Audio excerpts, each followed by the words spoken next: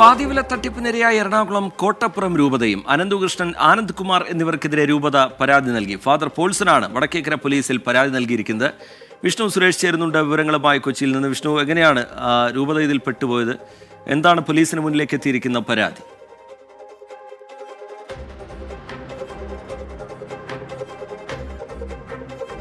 കോട്ടപ്പുറം രൂപതയുടെ സാമൂഹ്യ സേവന വിഭാഗമായ കോട്ടപ്പുറം ഇന്റഗ്രേറ്റഡ് ഡെവലപ്മെന്റ് സൊസൈറ്റിയാണ് ഈ പരാതി നൽകിയിരിക്കുന്നത് അനന്തകൃഷ്ണനും ആനന്ദ്കുമാറിനുമെതിരെ. അതിൽ പ്രധാനമായും പറയുന്നത് 130 പേർക്ക് ഇത്തരത്തിൽ മെഷീനും വാഹനങ്ങളും വാഗ്ദാനം ചെയ്ത് പണം പറ്റിയിരുന്നു. പക്ഷേ ഇതുവരെ അവർക്ക് നൽകിയിട്ടില്ല എന്നാണ്.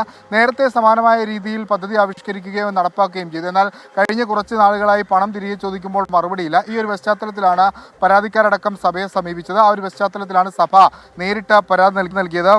ഫാദർ പോൾ തോമസിന്റെ നേതൃത്വത്തിലാണ് വടക്കേക്കര പോലീസിൽ പരാതി നൽകിയത്. സാമൂഹ്യ, രാഷ്ട്രീയ, മത മേഖലകളിലൊക്കെ തന്നെ ഈ പരാതിയുടെ അല്ലെങ്കിൽ തട്ടിപ്പിന്റെ വ്യാപ്തി ആഴ്ന്നു കിടക്കുന്നു എന്നുള്ളതാണ് മനസ്സിലാകുന്നത്. ഇതുമായി ബന്ധപ്പെട്ടൊരു പക്ഷേ വടക്കേക്കര പോലീസ് കേസ് രജിസ്റ്റർ ചെയ്യാനുള്ള സാധ്യതയുണ്ട്. T K. ശരി, വിഷ്ണു സുരേഷാണ് കൊച്ചിയിൽ നിന്ന് വിശദാംശങ്ങൾ നൽകിയത്.